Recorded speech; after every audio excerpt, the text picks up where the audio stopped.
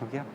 देखिए आज हम लोग लेसन 6 को पढ़ने वाले हैं जिसका नाम है पृथ्वी के प्रमुख स्थल मंडल। पृथ्वी पे कुछ स्थल मंडल है, स्थल है, उसके विशेष हम लोगों को इसमें जानकारी लेना है। तो सबसे पहले आप लोग पर्वत लिख करके डैश दीजिए। ध्यान से समझिएगा कि पर्वत क्या होता है। तो सिंपल आप लोग देखे ही होंगे कि ऊपर वाला वैसा उच्च स्थल जिसका ऊपर वाला भाग क्या होगा, ठंडा पानी गर्म पानी नहीं था, वैसा उच्च स्थल जिसका ऊपर वाला भाग छोटा यानी कि सकरा यानी कि पतला होगा और नीचे वाला भाग क्या होगा, चौड़ा होगा, उसी को हम लोग क्या कहते हैं, पर्वत कहते हैं। जैसे देखिए इसको हम लोग क्या बोलेंगे, पर्वत बोलेंगे। नीचे का भाग क्या है, चौड़ा है, और ऊपर का भाग क्या है, पतला है या संकरा है, तो उसी को हम लोग क्या बोलते हैं, पर्वत बोलते हैं। बात समझ में आया। और जब यही पर्वत लगातार होगा तो उसको हम लोग बोलते हैं पर्वत श्रृंखला। बात समझ में आया। कुछ प्रमुख पर्वत के नाम जैसे हिमालय हो गया, अल्प्स हो गया, एंडीज पर्वत हो गया, ये सब कुछ प्रमुख पर्वत का क्या है, नाम है। बात समझ में आया। अब आप लोग यहाँ तक तो सब जानता होगा, लेकिन इसके बाद आप लोग नहीं जानते होंगे वो क्या है। तो पर्वत के प्रकार, पर्वत कितने प्रकार के होते हैं, तो पर्वत कुल 3 प्रकार के होते हैं। पहला जो प्रकार आपको पढ़ना पड़ता है वो उसको बोलते हैं हम लोग वलित पर्वत। अब ये वलित पर्वत क्या है, तो वैसा पर्वत जिसका आधार चौड़ा होता है। आधार समझते हैं ना, नीचे का भाग जिसका आधार जो है वो चौड़ा होता है और जिसका शिखर जो है वो एक शंकु के आकार के होता है। ये देखिए हल्का सा आपको शंकु की तरह लग रहा होगा ना, शंकु समझते हैं ना आप लोग, टोपी जो होता है बर्थडे वाला टोपी, उसको को शंकु बोलते हैं। तो आपको कुछ कुछ तो अंदाजा उसी प्रकार से ही लग रहा होगा, तो उसको हम लोग क्या बोलते हैं, वलित पर्वत। बात समझ में आए। जैसे उदाहरण में आप लोगों को दे देना है हिमालय, फिर अल्प्स, ठीक। और एक बात को आप ध्यान रखिएगा, भारत का जो अरावली पर्वत श्रृंखला है वो सबसे पुराना पर्वत उसको माना जाता है। जहाँ पे हम स्टार दे करके अगर कुछ भी लिखवाते हैं तो समझ लीजिए वो बहुत ज़्यादा इंपॉर्टेंट है, उसको आपको याद रखना ही पड़ेगा। तो यहाँ तक में किसी को कोई दिक्कत नहीं होना चाहिए। क्या बोले हम, पर्वत किसे कहेंगे, तो वैसा ऊंचा स्थल जिसका शिखर जो होता है वो छोटा यानी कि पतला होगा, यानी कि सांकरा होगा, और जिसका आधार जो है वो चौड़ा होता है, उसी को हम क्या कहते हैं, पर्वत कहते हैं। और यदि ये पर्वत काफ़ी ज़्यादा श्रृंखला में होता है तो उसे पर्वत श्रृंखला कहा जाता है। हो जाएगा। जैसे हिमालय, अल्प्स, ये अल्प्स यूरोप में है, एंडीज़ ये आपका दक्षिण अफ्रीका में है, दक्षिण अमेरिका में है, ठीक है। यहाँ तक में पर्वत 3 प्रकार के होते हैं। पहला हो जाएगा वलित पर्वत और दूसरा हो जाता है बृहस्पति पर्वत। अब ये पर्वत क्या होता है, तो इस पर्वत का एक विशेष गुण ये है कि मान के चलिए कोई एक बड़ा सा पर्वत है, ठीक, किसी कारणवश से इसका ये वाला भाग टूट करके गिर गया, तो टूट करके गिरेगा तो क्या ये ऐसे गिरेगा, नहीं, टूट करके घरक करके ये गिर गया, और इस प्रकार से गिरा कि इसका भी ये भाग इस प्रकार से हो गया। बात समझ में आ रहा है ना। ये पर्वत था पहले यहाँ पे, लेकिन टूट करके ये गिर गया, ठीक, इसी प्रकार से पर्वत है। तो इसी पर्वत यहाँ पे जो देखिए समतल हो गया ना, तो ऐसे प्रकार के पर्वत को ही हम लोग कहते हैं बृहस्पति पर्वत। बात समझ में आ रहा है ना। ये पूरा अंदर से जा करके क्या हुआ, धंस गया, इसका ये पार्ट टूट करके यहाँ पे धंस गया, तो इसी को हम लोग क्या बोलते हैं, बृहस्पति पर्वत, ठीक है। जो ऊपर वाला भाग है जिससे टूट करके गिरा उसको हम लोग बोलेंगे उत्खंड, और जो नीचे टूट करके गिरा और तब जो समतल बन रहा है उसको हम लोग बोलते हैं द्रोणिका। बात समझ में आ रहा है हम क्या बोले, यहाँ तक में दिक्कत है किसी को। कुछ एग्जाम्पल हम लोग ले लेंगे। तो एग्जाम्पल में आप लिख सकते हैं कि राइन पर्वत या राइन घाटी, ये सब मेरा बृहस्पति पर्वत का एग्जाम्पल है। बात समझ में आया। और तीसरा हो जाता है ज्वालामुखी पर्वत। तो अब आप समझ ही गए होंगे, वैसा पर्वत जिसका निर्माण ज्वालामुखी के विस्फोट के फलस्वरूप हुआ होगा, उसी को हम लोग क्या बोलते हैं, ज्वालामुखी पर्वत कहते हैं। जैसे में आप लिख सकते हैं अफ्रीका का माउंट कामिल जागी, उसी प्रकार से ये अफ्रीका में है, उसी प्रकार से जापान में भी एक है, उसका नाम है फ्यूजियामी। ये सब कुछ पर्वत का नाम है, तो एग्जाम्पल आपको याद रखना पड़ेगा। बात समझ में आया? सबसे पहले आपको हमने बताया कि पर्वत किसे कहते हैं, पर्वत के कितने प्रकार होते हैं, हो जाएगा यहाँ तक में। पहला वलित पर्वत, बृहस्पति पर्वत और ज्वालामुखी पर्वत। वलित पर्वत किसे कहेंगे, तो वैसा पर्वत जिसका आधार चौड़ा होता है और उसका शिखर जो होता है किसी शंकु के आकार का होता है, उसी को हम क्या बोलते हैं, वलित पर्वत कहते हैं। एग्जाम्पल में आपको बोल देना है, हिमालय पर्वत हो गया, अल्प्स पर्वत हो गया, ये सब कुछ इसका एग्जाम्पल है। और एक विशेष बात याद रखिएगा कि भारत में जो अरावली पर्वत है वो सबसे पुराना पर्वत उसको माना जाता है। ठीक। दूसरा आपको बोलना है बृहस्पति पर्वत। तो बृहस्पति पर्वत क्या है, तो वैसा पर्वत जिसका एक भाग टूट करके नीचे गिर गया हो और दोनों का जो ऊपरी भाग होता है वो समतल होता है, उसे क्या बोलेंगे, बृहस्पति पर्वत। जिस भाग से टूटा रहता है उसको उत्खंड बोलते हैं, और जहाँ पे टूट करके गिरा उसको द्रोणिका बोलते हैं। एग्जाम्पल में यूरोप का राइन घाटी कुछ इसी प्रकार का एग्जाम्पल उदाहरण है। तीसरा, हाँ यूरोप में। तीसरा ज्वालामुखी पर्वत। तो वैसा पर्वत जिसका निर्माण ज्वालामुखी की क्रियाओं के फलस्वरूप हुआ हो उसे ज्वालामुखी पर्वत कहते हैं। एग्जाम्पल में अफ्रीका का माउंट कामिंजली और जापान का फ्यूजियामी ETC। हो गया, समझ में आया सबको? हो जाएगा। चलिए लिखिए डैश दे करके, पर्वत में डैश दे करके लिखिए, पर्वत का शिखर, पर्वत का शिखर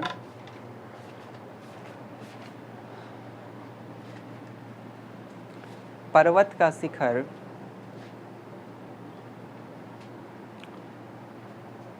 संकरा या पतला होता है, पर्वत का शिखर सांकरा या पतला होता है,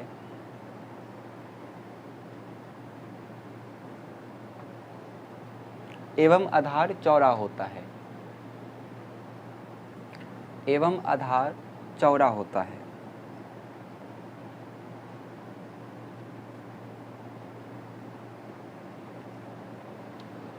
जैसे जैसे लिख लीजिए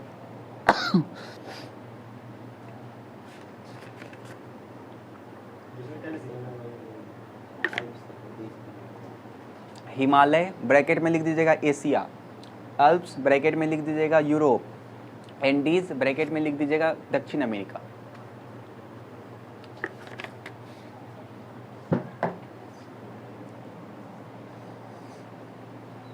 एशिया में ई वाला आई थोड़े होगा, ए फॉर एरी जानते हैं ना, वही वाला ही होगा। अल्प्स में लिखिए आप यूरोप, एंडीज में लिखिए दक्षिण अमेरिका। अब आगे सब हेडिंग दीजिए, पर्वत के प्रकार,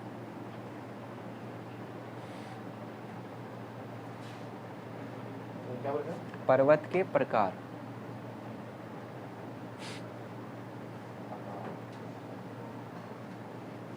आकार नहीं प्रकार।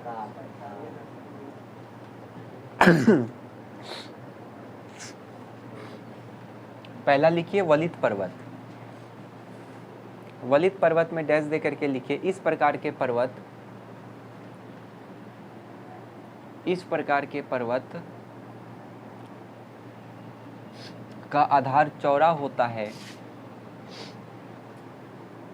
इस प्रकार के पर्वत का आधार चौड़ा होता है तथा शिखर शंकु के आकार का होता है, तथा शिखर शंकु के आकार का होता है। चित्र बना लीजिए ये वाला।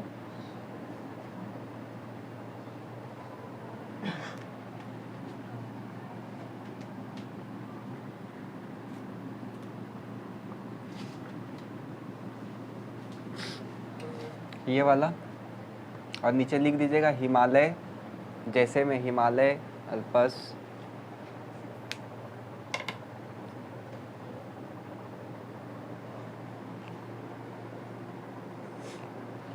इसी में स्टार दे करके लिखिए, इसी में आपको स्टार दे करके लिखना है। भारत की अरावली पर्वत सबसे पुरानी पर्वत श्रृंखला है। भारत की अरावली पर्वत सबसे पुरानी पर्वत है। अगला लिखिए ब्रह्मोत्तर पर्वत।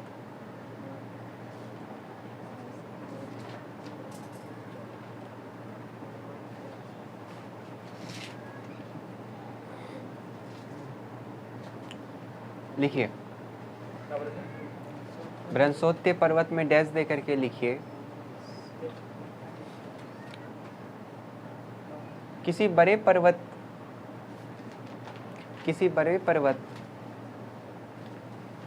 का टूट जाना, किसी बड़े पर्वत का टूट जाना,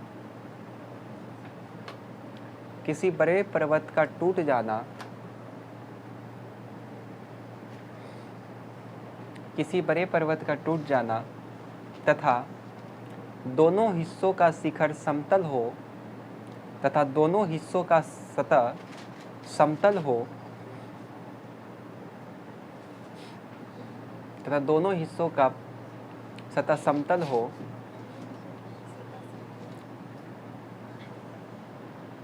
उसे ब्रह्मोत्तर पर्वत कहते हैं।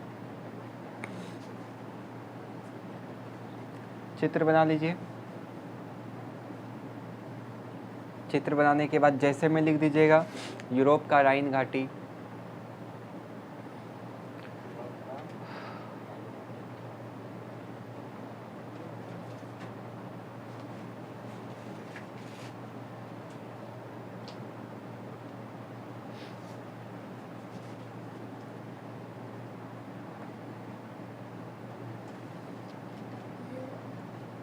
यूरोप का राइन घाटी। तीसरा लिखिए ज्वालामुखी पर्वत।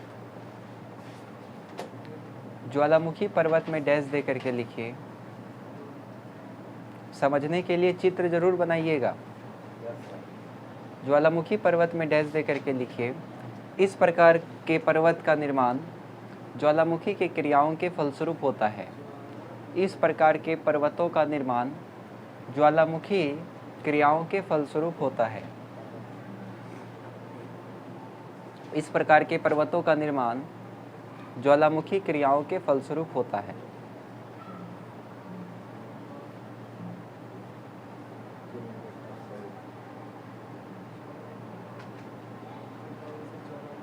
ज्वालामुखी क्रियाओं के फलस्वरूप होता है। जैसे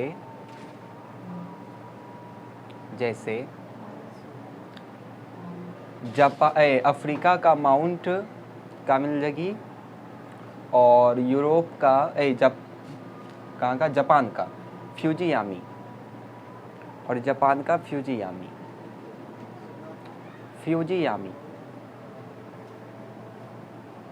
जापान का फ्यूजियामी।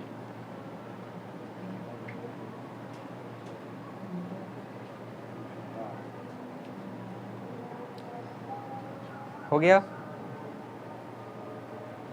फिगर बना लीजिए उसमें भी।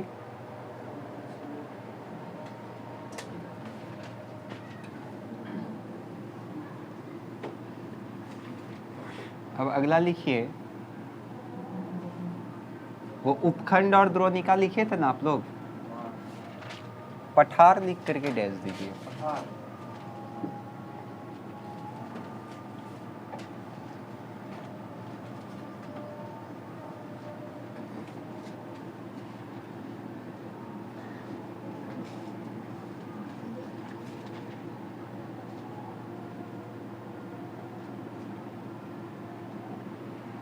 समझिए इसको, पठार हम लोग किसे कहेंगे?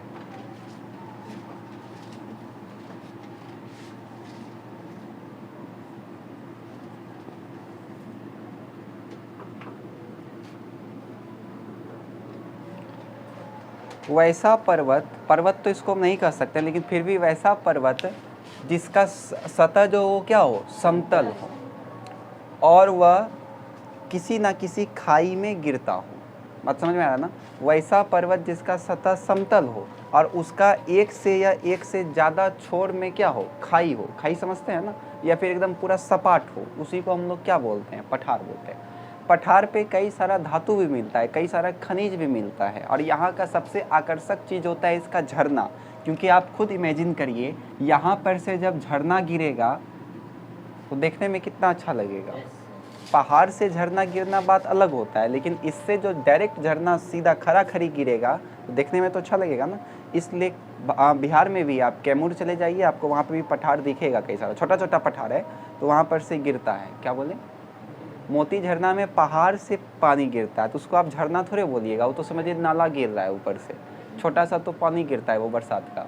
इसमें क्या होता है कि झरना, यहाँ पे जो झरना रहता है उसको देखने में मनमोहक रहता है, काफ़ी सुंदर लगेगा वो देखने में। तो पठार किसे बोलते हैं समझ में आ गया ना। वो एग्जाम्पल में क्या लिख दीजिएगा, ढक्कन का पठार, काफ़ी प्रमुख है ये भारत में। और एक बात याद रखिएगा कि सबसे ऊंचा पठार कहाँ पे है, तो तिब्बत का पठार, जो कि लगभग 4000 से 6000 मीटर तक ऊंचा है। तिब्बत का पठार, तिब्बत समझ रहे हैं ना कहाँ पे है? नेपाल के जस्ट आप ऊपर देखिएगा, भारत का नक्शा में आपको दिख जाएगा तिब्बत।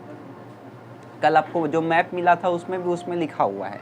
तो क्या बोलना है आपको पठार के बारे में, तो पठार वह भाग होता है जो भूमि से काफ़ी ऊंचा होता है, जो समुद्र तल से काफ़ी ऊंचा होता है। आप ऐसे बोलिए, पठार वह भाग होता है जो समुद्र तल से काफ़ी ऊंचा होता है, जिसका शिखर क्या होता है, समतल होता है, उसमें एक या एक से अधिक खाई होता है। ठीक है, इसके ऊपर में काफ़ी खनिज तत्व भी पाए जाते हैं और यहाँ पर से कई सारा झरना भी गिरता है। हो जाएगा यहाँ तक में?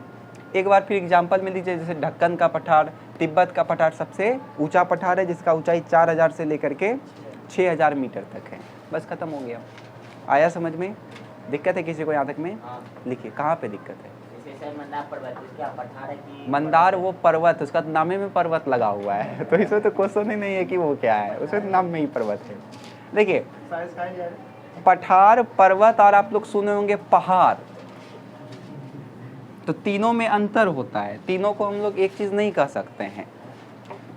अगर एक आप लाइन मान लीजिए 600 मीटर, तो 600 मीटर के नीचे जो भी रहेगा उसको हम लोग बोलेंगे पहाड़। 600 मीटर से जो भी ऊपर चला जाएगा उसको क्या बोलेंगे, पर्वत।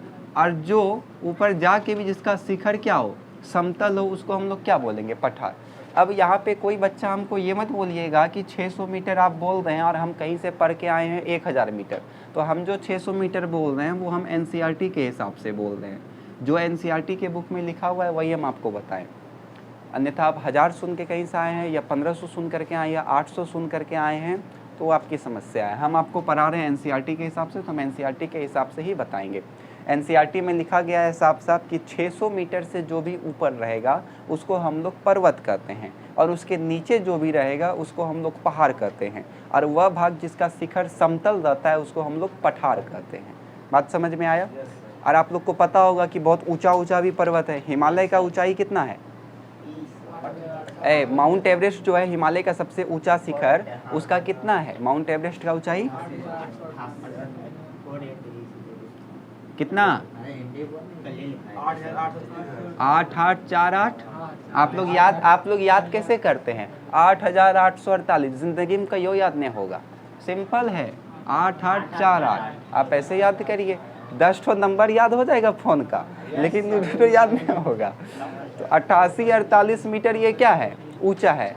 और आपको एक बात जान के आश्चर्य होगा कि इससे भी ज़्यादा ऊंचा चीज़ हमारे प्रशांत महासागर के अंदर में धंसा हुआ है, उसका नाम है मानौकी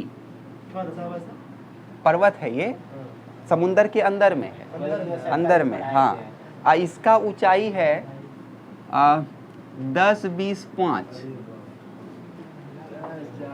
10,205 मीटर। अब 10,205 आप अभी याद रहेगा, 4 दिन बाद भूल जाइएगा। तो सिंपल आपको याद रखना है 10, 20, 5 तो याद रहे करेगा, काम खत्म। वो अंदर में योगा कर रहा है।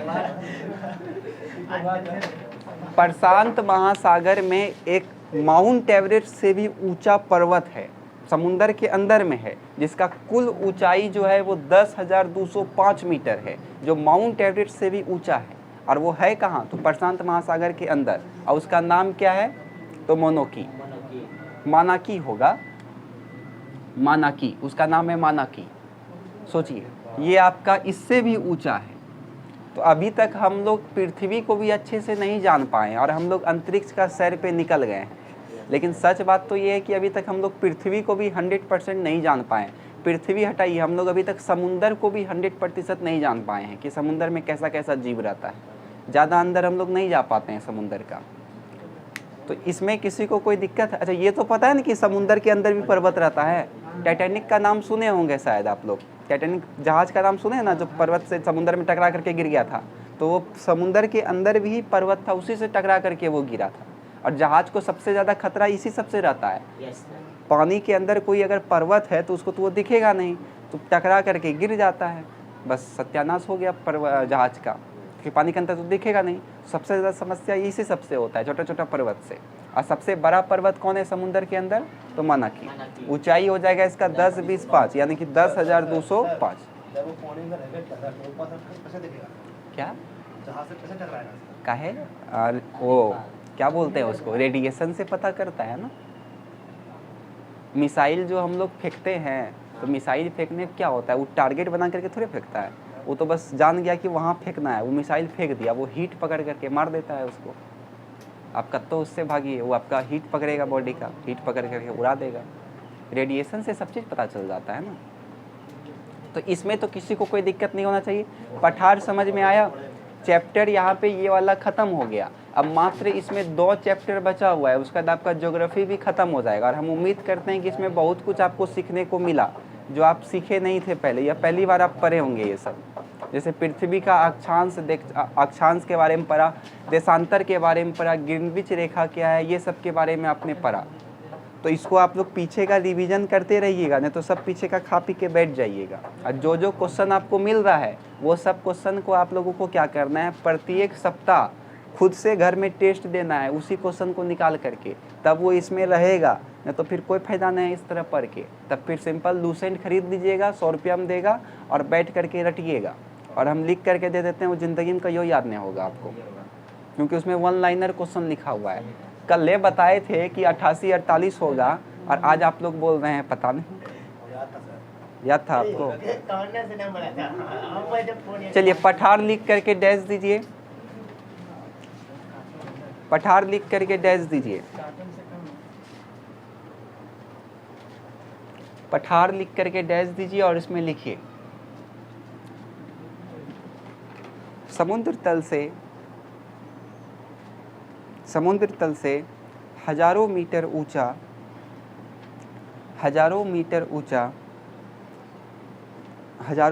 ऊंचा भूमि स्थल, जिसका शिखर समतल होता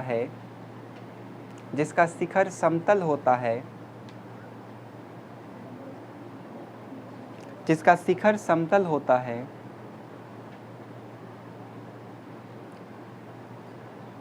तथा जिसमें एक या एक से अधिक खाई होती है, पठार कहलाता है।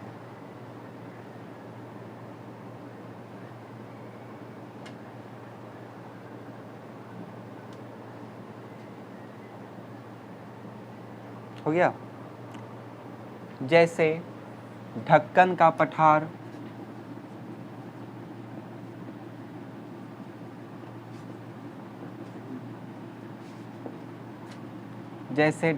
पठार, कोमा दीजिए, केन्या, तंजानिया, युगांडा का पठार, देश का नाम है ये। केन्या, तंजानिया, युगांडा का पठार इत्यादि। स्टार दे करके इसमें लिखिए, फिगर बना लीजिएगा, स्टार दे करके लिखिए। तिब्बत का पठार सबसे ऊंचा पठार है, जो 4000 से 6000 मीटर तक ऊंचा है, जो 4000 से 6000 मीटर तक ऊंचा है, जो 4000 से 6000 मीटर तक ऊंचा है, जो 4000 से 6000 मीटर तक ऊंचा है। फिगर बना लीजिए, ये वाला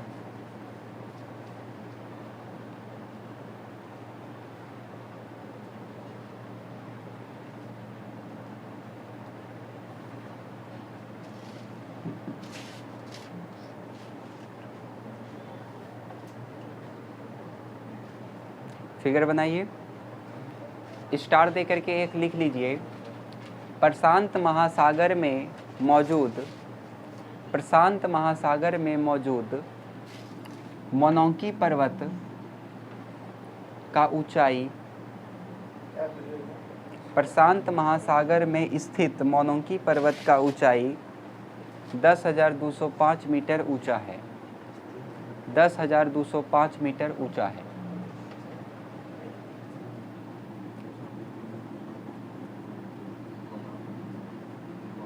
मैदान लिख करके डैश दीजिए।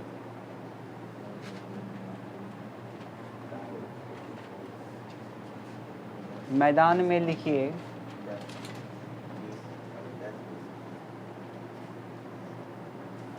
आमतौर पर समुद्र तल से 200 मीटर की ऊंचाई के क्षेत्र को, आमतौर पर समुद्र तल से 200 मीटर की ऊंचाई, 200 मीटर की ऊंचाई वाले क्षेत्र को मैदान कहा जाता है, वाले क्षेत्र को मैदान कहा जाता है,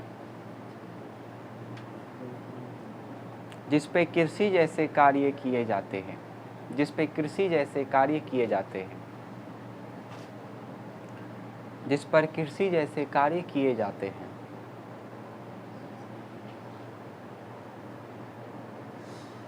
हो गया यहाँ तक में ना? ये आपका ये वाला लेसन ख़त्म हो गया, इसको आप लोगों को पढ़ लेना है।